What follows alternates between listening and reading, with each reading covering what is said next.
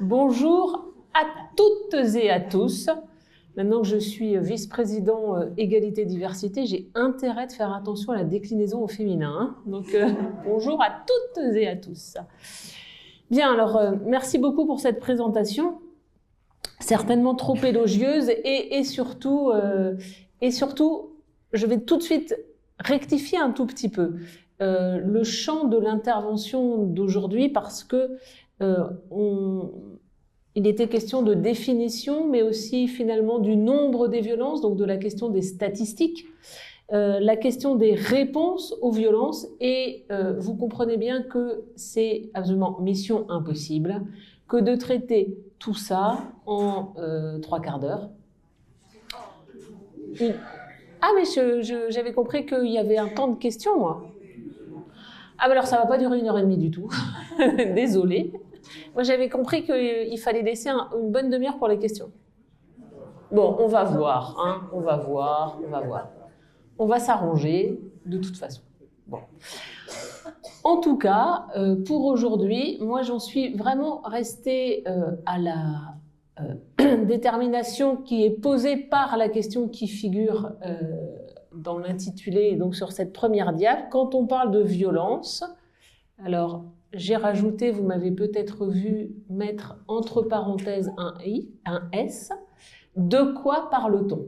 Et en fait, moi, la question que j'aimerais discuter et aborder avec vous aujourd'hui, c'est plutôt celle de la définition des violences. Pourquoi avoir choisi ce thème? Eh bien, on vous l'a presque expliqué tout de suite, c'est parce que le dernier colloque qui a été organisé donc à l'Institut de sciences criminelles, dans lequel je suis membre, c'était justement cette question de l'approche pluridisciplinaire des violences, représentation et enjeux. C'était une approche, lors de ce colloque, sur 1 journée et demie, une approche pluridisciplinaire. Donc il y avait des historiens, philosophes, sociologues, médecins, personnel de l'administration pénitentiaire, magistrats, conseillers pénitentiaires d'insertion et de probation. Bon, il y avait tout un nombre d'interventions assurées par soit des collègues, soit des praticiens, des professionnels.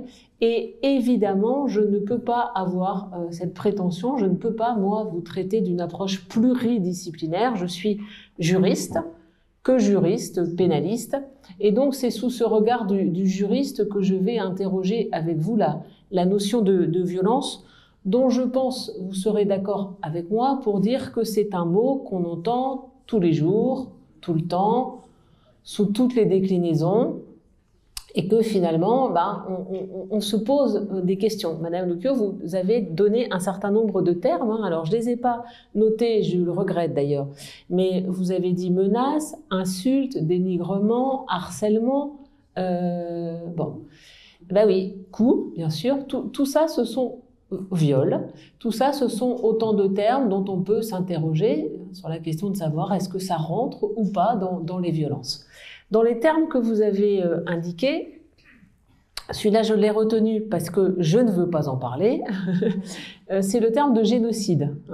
Parce que, alors je ne suis pas du tout, je sais qu'il y a un spécialiste dans la salle de droit pénal international, je pourrais l'appeler à mes côtés pour qu'il vienne m'aider, mais moi je ne suis pas du tout une spécialiste de pénal international, et donc je suis vraiment restée sur les textes français, et le discours politique en France. Hein, voilà. C'était, oui, tout à fait pour... mais vous avez raison, hein, violence, génocide, ça interroge évidemment. Bon, moi, j'ai fait le choix de traiter de manière encore un peu plus resserrée que ça, donc seulement la définition, et la définition pour des comportements, qu'on va dire, hors contexte international. C'est une question qui forcément interroge, surtout quand on est pénaliste peut-être, parce que vous avez certainement dû avoir déjà des conférences assurées par des juristes pénalistes.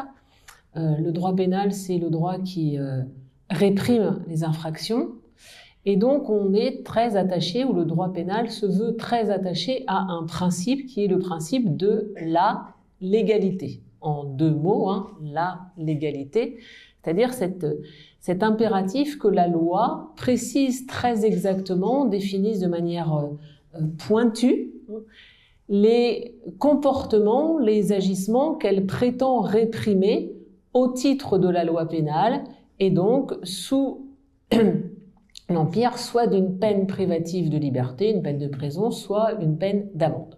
C'est important évidemment qu'on sache très précisément les comportements qui sont interdits sous peine de sanction pénale, parce que ça permet d'abord de savoir ce qu'on peut faire et ce que l'on ne peut pas faire, et puis ça permet aussi au juge de savoir quel est son champ d'action, puisque le juge, sans être la bouche qui prononce les paroles de la loi, n'a pas non plus quand même à créer ou aller au-delà des prévisions légales en matière d'incrimination. Donc forcément, cette question-là interroge, et elle interroge aussi les acteurs de la justice. Qu'est-ce que la violence ou qu'est-ce que sont les violences? Est-ce que c'est la même chose déclinée au féminin ou au masculin? Pour vous emmener dans ce petit périple de définition, est-ce que nous allons trouver une définition ou pas? Pas sûr. Plutôt probablement des, peut-être, définitions. En tout cas, on va le faire en deux temps.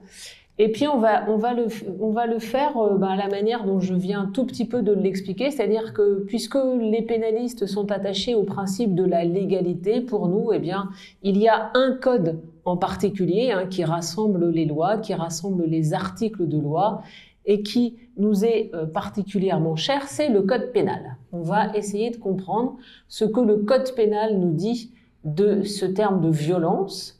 Et puis on analysera ensuite, et c'est plutôt une étude plus politique criminelle pour le coup, on quittera le code pénal pour aller voir les discours politiques, ou le discours politique, et je vais le dire au singulier parce que je ne suis pas là pour faire de la politique, donc je ne vais pas retranscrire le discours de tel ou tel membre de tel ou tel parti, c'est pas du tout mon propos, c'est le discours politique au travers de la législation là encore, mais pas du côté code pénal, mais du côté discours. Alors dans le code pénal, j'ai oublié de prendre mon code pénal, c'est dommage, mais bon, je l'ai oublié. Dans le code pénal, forcément, le mot violence, on l'a de nombreuses fois, et là j'ai copié mes petits camarades qui ont fait cette intervention lors du colloque. J'ai pas moi compté les occurrences, mais ils ont dit qu'il y avait 103 occurrences, et je leur fais tout à fait confiance. 103 occurrences, donc 103 fois, le mot violence dans le code pénal. Ce qui représente une augmentation de presque 50% en 15 ans. Vous voyez que le mot, donc, est de plus en plus prégnant, puisqu'il y a 15 ans, on était plutôt à 50, et que, hop, il y a eu une sorte de bond en avant. Et c'est d'autant plus marquant que si on remonte sur l'histoire du code pénal. Alors, notre code pénal, aujourd'hui, c'est le code pénal de 1994, celui qui est entré en vigueur en 1994. Bon. Mais avant celui de 1994, nous en avions un précédent, c'est le code pénal de 1810. C'était pas le premier, il y en avait eu d'autres avant, mais je ne remonte pas plus loin que celui de 1810.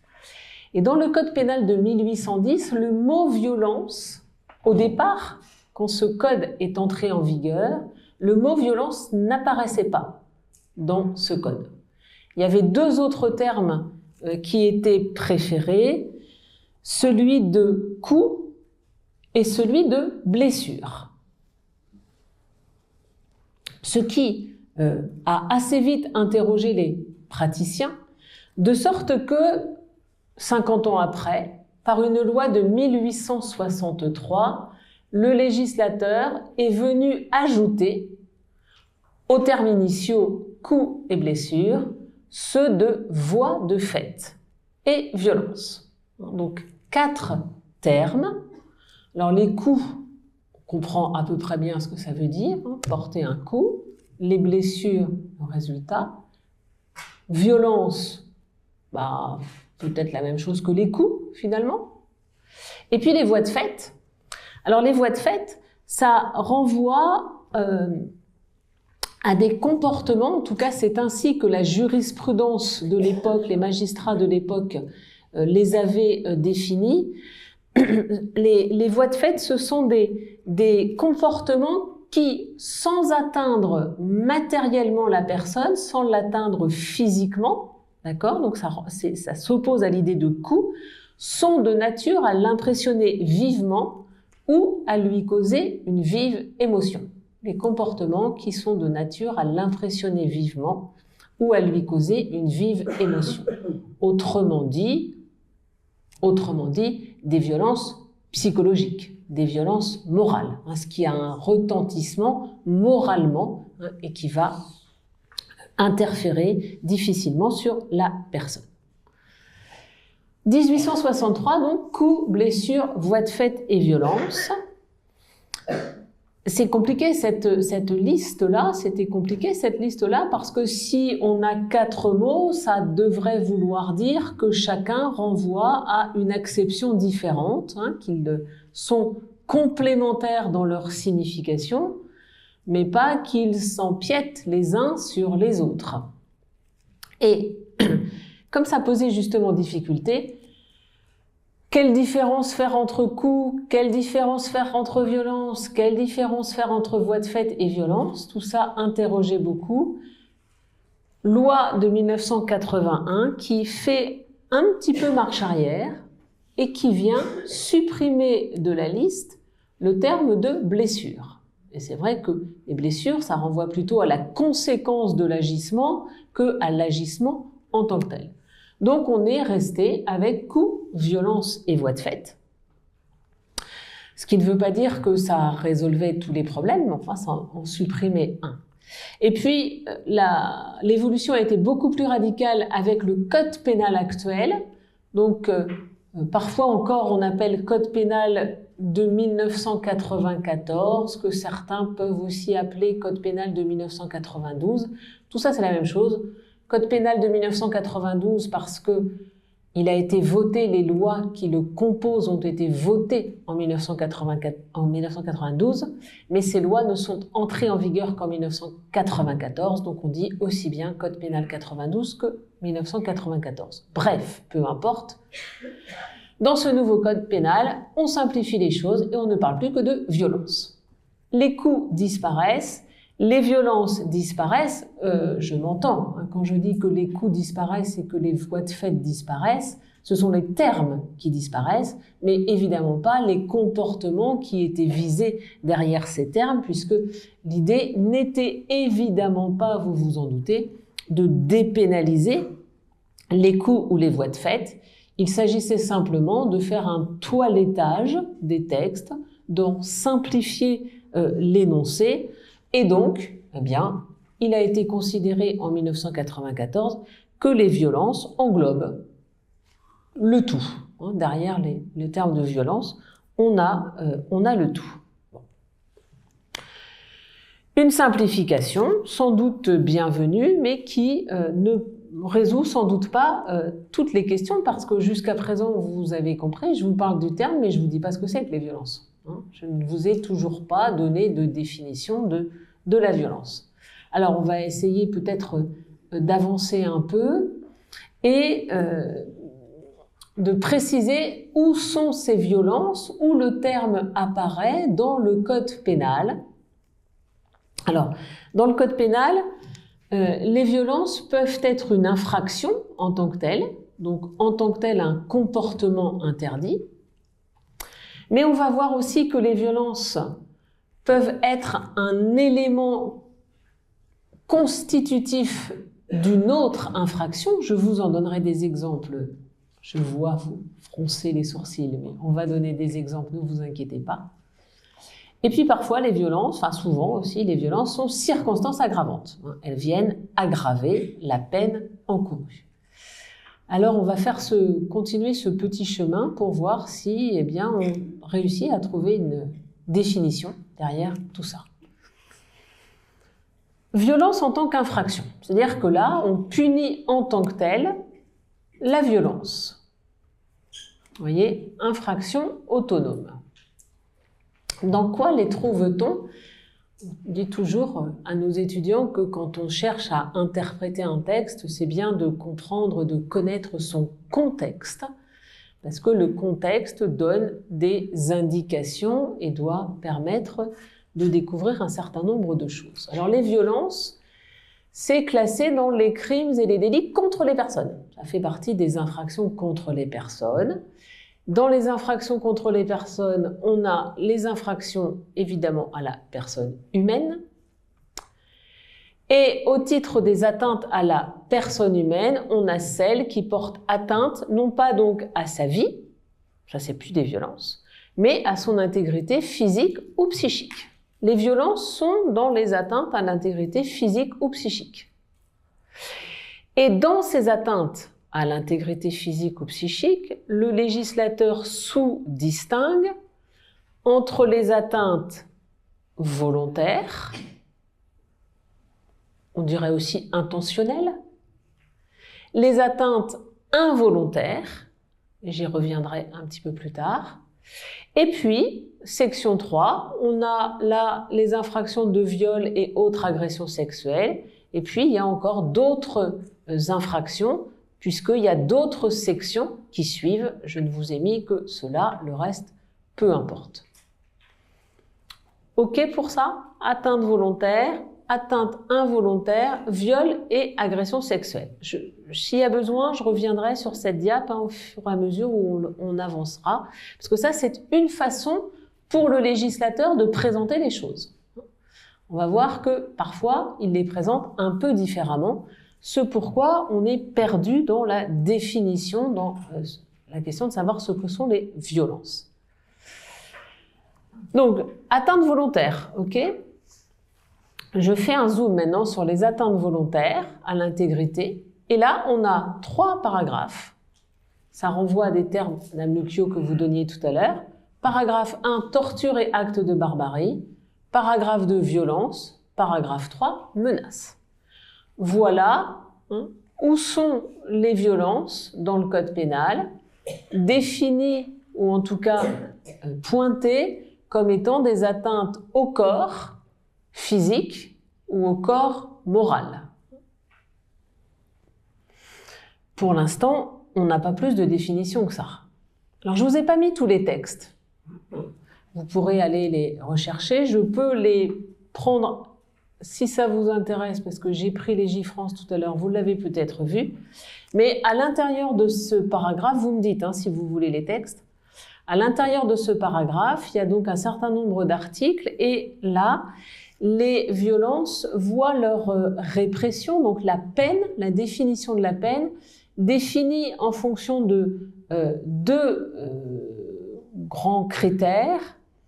Le premier critère, c'est celui du préjudice engendré par les violences. Et le législateur distingue comme ça les violences qui ont entraîné la mort sans intention de la donner, parce que sinon ce sera un meurtre. Violence, donc coup volontaire, mais qui ont pour conséquence de tuer la personne sans qu'on ne l'ait voulu. Elle est mal tombée sur le rebord du trottoir et ça l'a tuée. Violences qui ont entraîné une mutilation ou une infirmité permanente, c'est une autre conséquence. Jugée moins grave, la personne n'est pas décédée, donc une peine moindre. Puis les violences qui ont entraîné une ITT de 8 jours et plus. Puis les violences qui ont entraîné une ITT de moins de 8 jours ou pas d'ITT. Ça, c'est le premier critère, donc en lien avec le résultat produit.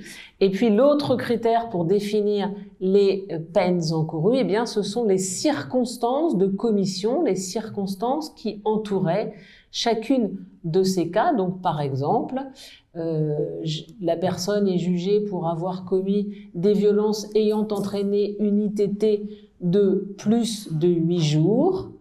Et la peine est potentiellement aggravée parce que dans les circonstances de commission, eh bien, les auteurs étaient à plusieurs, donc circonstances aggravantes de réunion, qu'ils ont utilisé une arme et je ne sais pas quoi.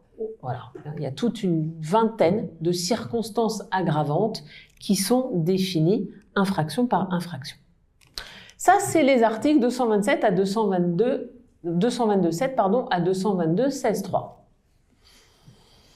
On ferait bien l'exercice, mais ce serait un peu fastidieux. Jamais le code ne donne une définition du terme de violence. Le comportement en tant que tel, l'agissement que l'on veut viser, n'est pas défini. On n'a rien sur la matérialité en tant que telle. La violence, elle se distingue simplement et toujours par le résultat qu'elle a produit. Donc on imagine bien ce que ça peut être, évidemment.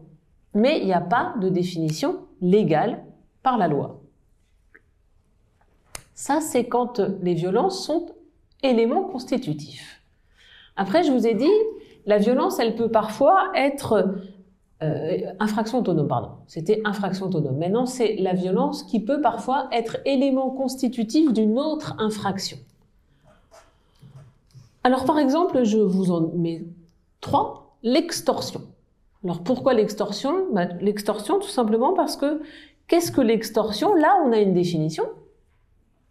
Article 312.1. L'extorsion, c'est quoi? C'est le fait d'obtenir un engagement, la remise d'un bien, la remise d'argent, etc., etc. Donc la remise de quelque chose, le fait d'obtenir par la violence, par la menace de violence ou par la contrainte. Vous voyez, donc la violence est un moyen d'action de l'extorsion pour obtenir la remise d'un bien, un engagement, la remise d'argent, etc., etc. Un élément parmi d'autres, un moyen d'action. Mais là encore, si l'extorsion est définie, la violence qui sert à extorquer, elle ne l'est pas. C'est la même chose pour la dissimulation forcée du visage. Là encore, je vous donne l'exemple. C'est quoi la dissimulation forcée du visage? Eh bien, c'est, je lis le texte, c'est le fait pour toute personne d'imposer à une ou plusieurs autres de dissimuler leur visage, par menace, violence, contrainte, abus d'autorité ou abus de pouvoir. Menace, contrainte, violence, abus d'autorité, abus de pouvoir. Là encore, la menace est un moyen d'obtenir la dissimulation forcée du visage. C'est bien un élément constitutif d'une autre infraction. Et puis, bien sûr, le viol, puisque une des thématiques, c'est aussi, on le disait tout à l'heure, les femmes et... bon. Alors évidemment, il n'y a pas que les femmes qui se font violer, le viol n'est pas une infraction féminine par définition, même si, proportionnellement, les chiffres, évidemment, renvoient plutôt à des victimes femmes, aussi probablement parce que les victimes hommes, le disent encore moins que les femmes. Pas que ça, mais ça aussi. Article 222.23, alors le viol, c'est tout acte de pénétration sexuelle commis par violence, contrainte, menace ou surprise.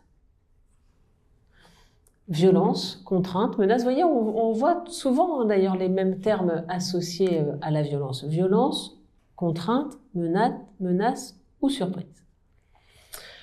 Alors peut-être que l'indication que le viol peut être un viol par surprise, aujourd'hui, j'ose le dire, surprend moins ou étonne moins.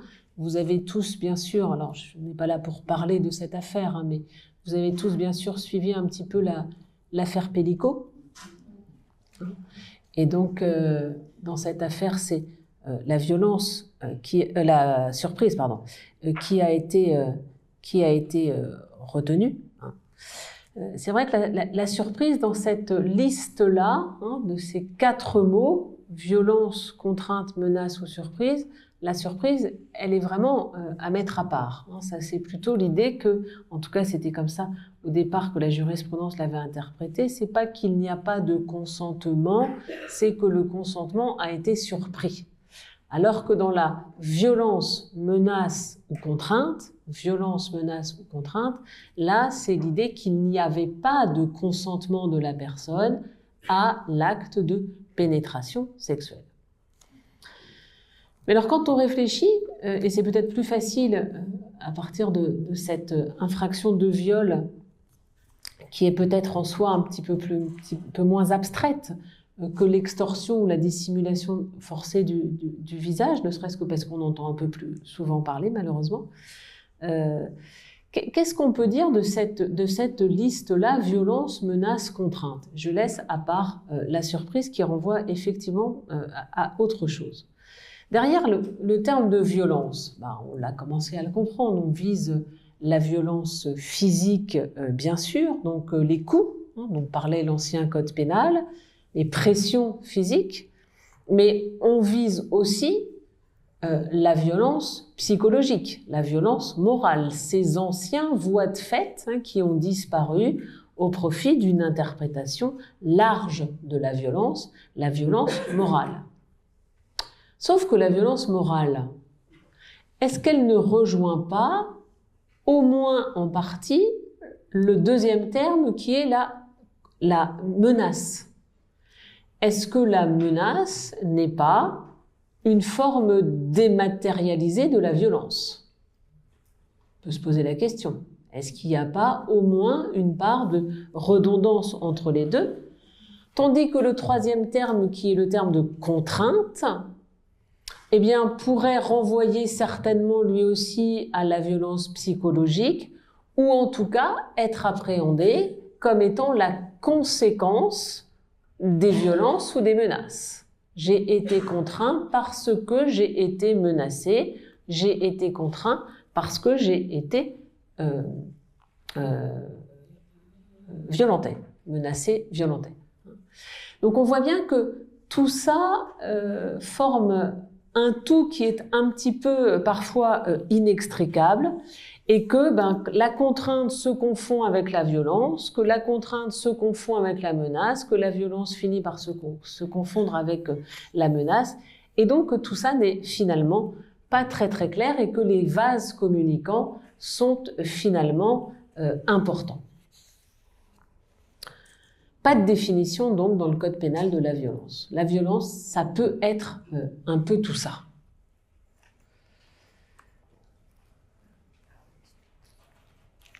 Dans le code pénal, je vous l'ai dit, la violence, elle peut aussi être circonstance aggravante.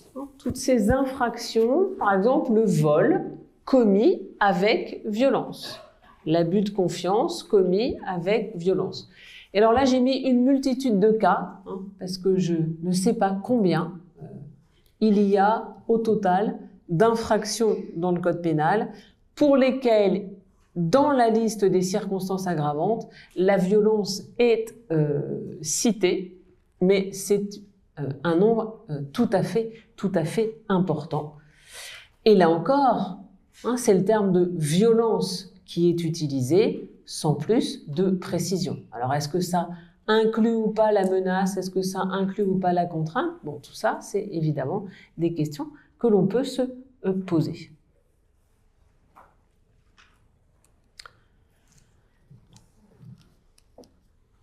On va quitter le code pénal et on va aller voir maintenant vers le discours politique, au sens où je vous l'ai énoncé tout à l'heure. Je n'analyse pas des discours politiques, je m'intéresse finalement à ce qui ressort des lois votées par le Parlement. Et alors, on trouve tous ces termes. Alors, je vais préciser, mais on trouve violence routière. Alors, violence routière, c'est la seule, au singulier. La violence routière, c'était une loi du 12 juin 2003 dont le titre de la loi est loi du 12 juin 2003 renforçant la lutte contre la violence routière. Je vous donne les intitulés pour l'instant, puis sur cette question de la violence routière, je reviendrai parce que là, on a quelque chose d'assez étonnant. Violence routière au singulier, mais on trouve aussi dans le discours politique et donc dans l'intitulé des lois, les violences sexuelles et sexistes. Ça, c'est une loi du 3 août. Pardon. Ne recopiez pas ça, cette bêtise. C'est pas 2008, pardon, c'est 2018. La loi du 3 août 2018, violences sexuelles et sexistes, c'est la loi, peut-être vous retrouverez, c'est la loi Schiappa, celle qu'on appelle du nom de la ministre, la loi Schiappa. Les violences éducatives ordinaires, une loi du 10 juillet 2019. Qui vient interdire, la loi interdisant, et c'est l'expression de titre de la loi, les violences éducatives ordinaires.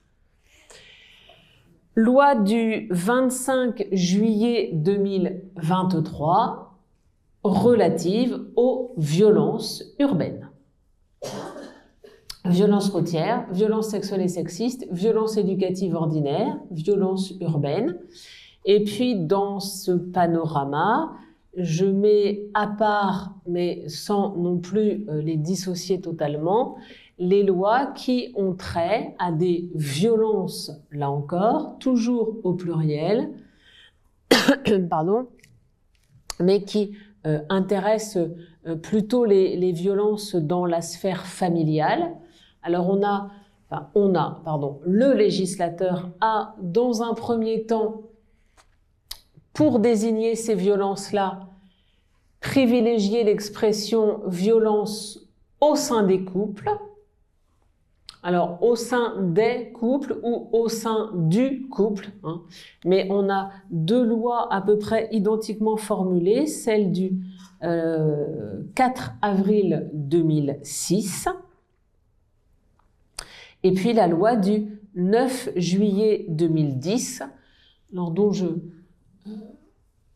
ceux qui avaient assisté à la conférence sur l'inceste, je ne sais pas si parmi vous certains avaient assisté à la conférence sur l'inceste, mais on avait, avec mon complice là encore, insisté sur cette loi parce que cette loi, je vous donne son intitulé dans sa globalité, c'est la loi relative aux violences faites spécifiquement aux femmes, aux violences au sein des couples et aux incidences de ces dernières sur les enfants. Les violences faites spécifiquement aux femmes que le législateur, alors il le met quand même, mais comme s'il corrigeait un peu après en rajoutant tout de suite et aux violences faites au sein des couples. Évidemment, on ne peut pas pointer comme ça les violences faites spécifiquement aux femmes. La loi, elle s'applique à tous, elle ne s'applique pas. Donc, de violence au sein du couple ou au sein des couples, on est passé par, le législateur est passé par a privilégié l'expression violence conjugale. Vous voyez que ce sont deux lois plus récentes que les premières. Une loi du 30 juillet 2020 visant à protéger les victimes de violences conjugales. Et puis une autre loi de 2023, 28 février 2023, qui crée une aide universelle d'urgence pour les victimes de violences conjugales. Donc les termes violences conjugales sont bien utilisés dans ces deux lois. La dernière loi en la matière, c'est la loi du 18 mars 2024, donc qui a à peine un an, et qui fait évoluer, là encore, le vocabulaire pour envisager, donc, je cite l'intitulé, la loi visant à mieux protéger et accompagner les enfants victimes et co-victimes de violences intrafamiliales. mon schéma, alors il est peut-être pas tout à fait explicite, mais c'est cette idée que les violences au sein du couple et les violences donc conjugales, au sein du couple et conjugales, on voit bien l'identité, relèvent d'un ensemble plus large que sont les violences intrafamiliales. Alors que penser de ces titres de loi? On n'est pas sur la définition de comportement interdit, là, on est sur des titres de loi. Pardon, qu'en penser? Eh bien, on n'a plus un vocabulaire strictement juridique ici, mais on a plutôt un vocabulaire, alors que certains qualifient de criminologique, que d'autres qualifient de sociologique. Peu importe l'expression, qu'on parle de vocabulaire criminologique ou de vocabulaire sociologique, les deux permettent de bien montrer que derrière ces façons de désigner les choses, ce ne sont plus finalement des comportements précis qu'on identifie, qu'on cherche à pointer, mais c'est plus généralement, et c'est ça l'intérêt de l'adjectif utilisé à chaque fois, ou des adjectifs utilisés à chaque fois, mais c'est de cerner ou d'identifier un contexte, le contexte dans lequel ces violences, alors je vais dire ces violences, je vais le mettre moi entre parenthèses, parce qu'on va voir que concrètement, ça peut être des agissements qui en réalité n'ont plus rien de violent, mais que l'on met sous ce registre de violence parce que la violence n'opère plus comme la désignation d'un acte en particulier, mais d'un cadre d'identification, d'un contexte de commission. Et dans cet esprit-là, on pourrait en rajouter. Alors, je les ai pas mis parce que c'est pas des textes de loi. Là, je me suis vraiment centrée que sur les intitulés des lois. Mais si vous allez voir la presse ou la doctrine, on parle volontiers des violences économiques. On parle très volontiers aussi, alors peut-être pas tout le monde, mais quand même, on en parle des violences carcérales. On parle aussi, bien sûr, des violences scolaires. On parle de plus en plus, parce que c'est peut-être plus récent, de la cyberviolence. Et dans toutes ces expressions-là, eh bien c'est exactement la même chose. L'idée, c'est de désigner, de mettre en mots un cadre, un contexte dans lesquels des agissements que là on qualifie de violence, mais on va voir que peut-être ça n'en est pas en réalité, sont ciblés. C'est le discours politique. C'est le discours politique. Il y a des comportements qui sont identifiés comme problématiques, comme posant problème. On les qualifie de violence, même si l'agissement en tant que tel n'est pas une violence, et ça permet, on va le voir, d'intégrer ces comportements-là au sein d'une politique pénale, ou d'une politique publique, plus largement, d'une politique publique, pour organiser les réponses. Alors même si je vous ai dit que je ne parlerai pas des réponses, ça sert quand même à ça, pour organiser les réponses qui sont apportées socialement parlant, et pas forcément seulement par le droit pénal, à ces violences. Et souvent, bien sûr, on est sur des lois de circonstance. Des lois qui permettent de mettre en lumière l'état de la société à un moment donné, ou plutôt la préoccupation sociétale à un moment donné. Donc la violence, là, elle vient catégoriser, elle vient pointer plus particulièrement pour faire montrer qu'il y a une priorité de politique pénale et donc pour servir un discours. Alors je vous ai dit que je reviendrai sur le terme de violence routière utilisé dans cette loi de 2003. curieusement, plutôt singulièrement, au singulier plutôt qu'au pluriel, alors que dans tous les autres cas, c'est toujours les violences. Et là, comprend bien que cette loi-là, elle avait vocation à renforcer les peines, et pas que au plan pénal, à l'encontre d'un certain nombre de conducteurs qui, au volant de leur voiture, avaient un accident à l'occasion duquel soit une ou des victimes étaient décédées, soit une ou des victimes étaient blessées. Ce qu'on appelle un homicide involontaire ou des blessures involontaires. On crée la mort de quelqu'un on cause la mort de quelqu'un involontairement ou on lui cause des blessures involontairement. Simplement là, le moyen ayant été un véhicule terrestre à moteur, le nombre d'accidents étant jugé trop important, le législateur avait donc décidé que lorsque le décès non intentionnel ou les blessures non intentionnelles étaient causées à l'occasion de la conduite d'un véhicule terrestre à moteur, les peines encourues, on ne veut pas dire que les juges les prononcent, mais les peines encourues seraient renforcées. Il y avait ça dans cette loi. Il y avait aussi, c'est cette loi qui avait créé le permis de conduire probatoire. Je ne sais pas si vous vous souvenez de ça, avec cette idée que le jeune conducteur, il n'a plus d'emblée ses 12 points, mais il n'en a que 6. Et puis, les 6 autres, eh bien, il les acquiert plus tard, à condition que sur les 3 premières années de conduite, il n'ait pas commis d'infraction ou qu'il n'ait pas été pris en train de commettre une infraction, plus exactement. Bon. C'est aussi cette loi-là qui avait créé les peines de stage de formation à la sécurité routière. Bon. Donc une loi répressive. Bon. Mais curieusement, qui s'intitule violence routière. Alors pourquoi est-ce que je dis que c'est curieux? En tout cas, c'est curieux pour le pénaliste si on est un tout petit peu puriste avec les termes. Eh bien parce que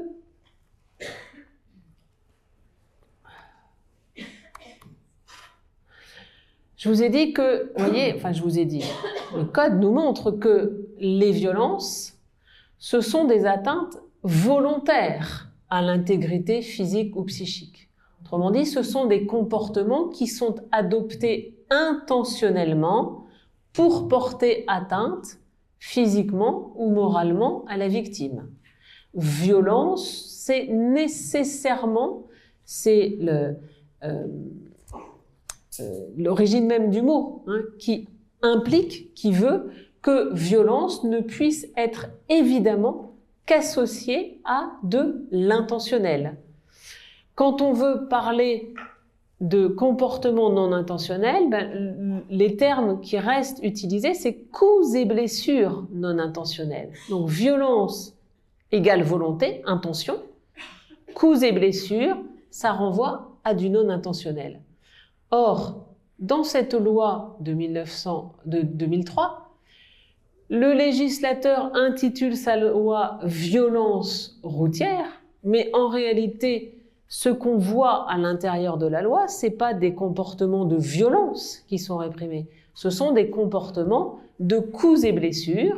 On a causé non intentionnellement des blessures à quelqu'un, ou d'homicide, mais non intentionnel, là encore.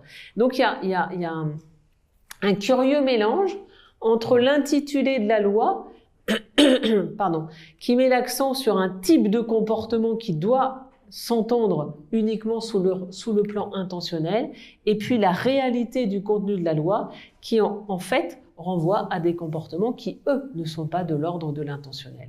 Donc forcément, ça crée un décalage un peu étonnant. Et on voit bien que là, sur le plan sémantique, il y a un problème et qu'on est bien, me semble-t-il, là, pour le coup, vraiment dans un discours politique, au sens où on s'adresse à la population pour faire passer un message, on s'en occupe de ces violences, mais bon, en réalité, ce n'est pas des violences dont il est question. Et puis, il y a évidemment aussi, et ça c'est beaucoup plus l'actualité, les violences intrafamiliales. Violences intrafamiliales, donc vous avez le schéma, hein, là, les violences intrafamiliales, ce qui recoupe à la fois ce qui est de l'ordre des violences conjugales et intrafamiliales, donc qui dépassent simplement les seuls membres du couple pour aller vers des violences qui sont réalisées à l'encontre des enfants dans le foyer. Bon. Mais ok, mais alors c'est quoi les violences intrafamiliales? Là encore, ça pose question. C'est un terme qui est de plus en plus utilisé. On le voit dans les intitulés de loi. On le voit aussi dans une structure nouvelle dans les juridictions qui, le pouvoir exécutif a créé ce qu'on appelle des pôles spécialisés pour les vifs. Donc violences intrafamiliales, des pôles spécialisés dans la lutte contre ces violences et des pôles pour lesquels il a été demandé aux magistrats, dans chaque tribunal judiciaire et dans chaque cour d'appel, les magistrats ont été commandés de créer ces pôles. Alors c'est pas des juridictions, hein, les pôles ne servent pas, ne rendent pas de décision, ils ne sont pas là pour juger les gens. Les pôles, c'est comment vous dire ça, c'est une façon de structurer l'organisation et le fonctionnement des juridictions. L'idée, c'est de mettre en réseau des acteurs pour mieux lutter contre les violences intrafamiliales, peu importe.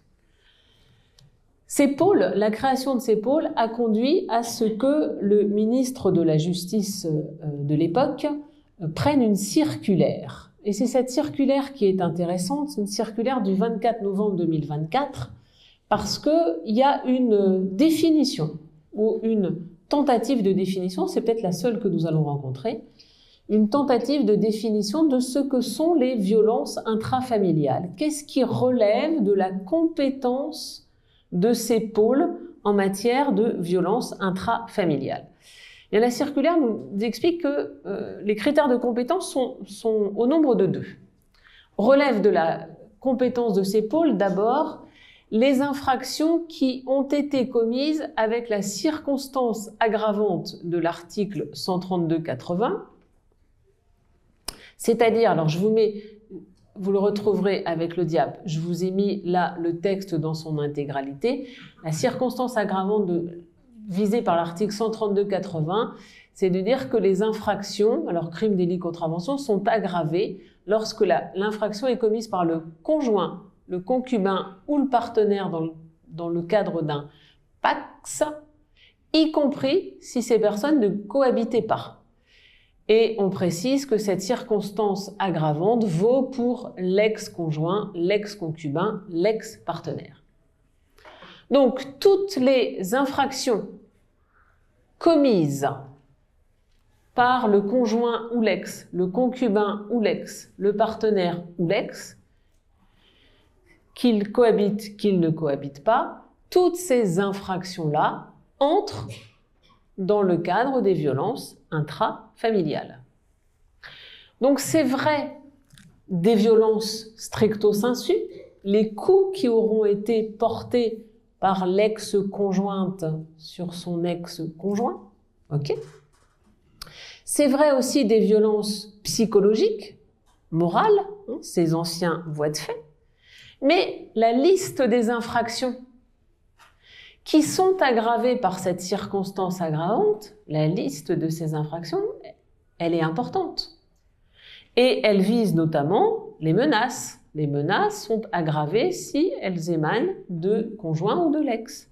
Les insultes, les agressions sexuelles sont aggravées si elles sont commises par le concubin ou l'ex-conjointe.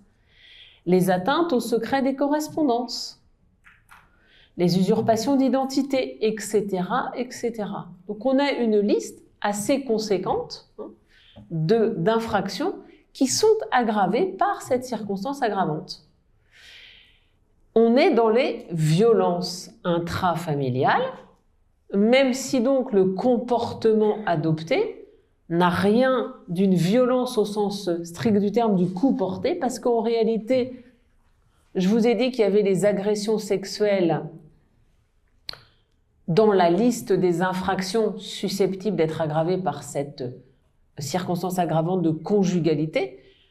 On voit bien pourtant que les violences et autres agressions sexuelles, c'est dans une section différente de la section 1, atteinte volontaire, dans laquelle on a trouvé nos violences tout à l'heure. Donc tout ça pour vous montrer que dans ce discours politique, alors je dis pas qu'on a tort, c'est pas mon propos du tout, hein, c'est de vous montrer que selon les textes sur lesquels on se fonde, l'appréhension des violences n'est pas la même. Si on est dans le code pénal, les agressions sexuelles, c'est autre chose que des violences. Là, puisque les agressions sexuelles sont aggravées par la circonstance aggravante de conjugalité, eh bien, ces agressions sexuelles sont intégrées aux violences intrafamiliales. Okay. Et puis après, vous avez donc dans ces violences intrafamiliales, vous avez également, c'est toujours la circulaire de 2024 qui nous l'explique, les infractions de violence lorsqu'elles sont commises sur un mineur par un ascendant ou un membre de sa famille. Bon bah ok, et là on se dit là pas de problème, on parle bien des infractions de violence qui sont voilà. Donc les violences sur mineurs commises par un ascendant ou un membre de la famille, c'est logique là pour le coup que ça fasse partie des violences intrafamiliales. Mais on rajoute, sont aussi concernées les infractions de l'article 706-47 du Code de procédure pénale. Alors, je ne vous l'ai pas mis, mais peut-être faudra que je le rajoute au diap. Ce texte 706-47 du Code de procédure pénale est un texte assez long qui, d'une manière générale, vise certaines infractions qui sont commises sur les mineurs. L'idée, c'est de pouvoir assortir ces infractions-là d'un régime procédural particulier. Dans cette liste des infractions contre un mineur, on trouve pour l'essentiel des infractions à caractère sexuel. Donc, viol, agression sexuelle, atteinte sexuelle, exhibition, etc. Mais pas que. Essentiellement des infractions à caractère sexuel, donc qui sont donc considérées là comme des violences intrafamiliales. Mais on trouve aussi l'infraction de consultation, de diffusion et de détention d'images pornographiques. Alors on reste toujours certes dans des infractions à caractère sexuel. Effectivement, l'infraction de consultation, diffusion, détention d'images pornographiques impliquant un mineur, ça protège les mineurs, mais ça a vocation, cette infraction-là, à protéger les mineurs en général, quel que soit leur lieu, et pas seulement dans la sphère intrafamiliale. Donc que ce soit compris comme violence intrafamiliale, ouais, mais ça dépasse bien évidemment ce cadre-là, là encore.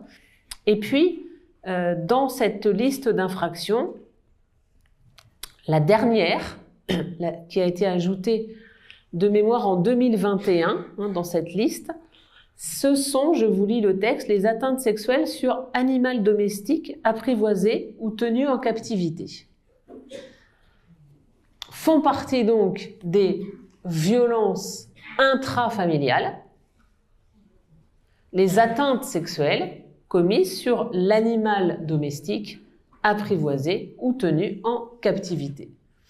C'est pas inintéressant parce que ça veut dire que l'animal rentre dans la famille et que peut-être un jour, pour le statut de l'animal, alors on sait que juridiquement, longtemps, il a été une chose, que le statut a évolué, maintenant c'est un être un être protégé.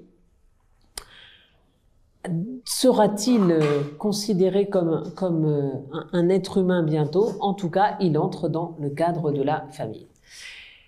Tout ça pour vous dire que, vous voyez, derrière cette expression de violence intrafamiliale, eh bien, on a une palette vraiment importante et très, très diversifiée, vraiment très, très diversifiée de comportements qui sont très hétérogènes, qui peuvent n'avoir rien en commun entre eux, et pour autant que l'on cale sous ce vocable de violence intrafamiliale, ce vocable de violence. L'intérêt de ça, il y a un intérêt pratico-pratique. Alors, je ne suis pas en train de porter un jugement de valeur, mais on comprend bien que toutes ces violences intrafamiliales, elles vont répondre à un régime juridique particulier. Ça sert à ça, d'avoir des référents. Les violences routières, les violences sexuelles, les violences sexistes, les violences intrafamiliales. C'est parce que derrière se déclinent, pas toujours, mais souvent, des règles d'application particulières pour établir la preuve des infractions, pour protéger les victimes, pour sanctionner les personnes. Et par exemple, les personnes victimes de violences intrafamiliales, dès lors que le comportement, quel que qu'on soit sur la rubrique 1 ou la rubrique 2, peu importe, l'acte répond à l'une de ces deux conditions. C'est une violence intrafamiliale, eh bien, va pouvoir alors s'appliquer le régime des infractions intrafamiliales, et donc on va pouvoir ainsi prendre un certain nombre de mesures de protection de la victime, des mesures d'éloignement, des mesures d'éviction du domicile, le téléphone grave danger, la personne qui est dotée d'un téléphone sur elle pour pouvoir appeler en urgence si l'auteur de l'infraction l'approche d'un peu trop près. Bon. Voilà, donc ça sert à tout ça, et donc plus évidemment on élargit l'appréhension que l'on donne au terme de violence, eh bien plus ces règles d'exécution en fait vont avoir un champ large. Et donc voilà, ce sera pour moi avant la discussion le dernier mot, mais vous voyez que derrière violence intrafamiliale, on n'est pas seulement, et je ne sais pas si c'est toujours bien interprété ou dit comme ça dans les médias notamment, on n'est pas seulement sur les coups portés au sein de la famille, mais on est sur des comportements qui peuvent être bien plus larges et qui n'ont rien, qui n'ont rien à voir, oui, qui peuvent ne rien avoir avec des coups. Ça ne veut pas dire que c'est évidemment des comportements qui ont une interférence sur la victime et qui sont blessantes au sens général du terme, évidemment, mais on n'est pas nécessairement sur des coups portés. Sous prétexte qu'on parle de violence, ce n'est pas nécessairement des coups qui sont portés. À vous la parole.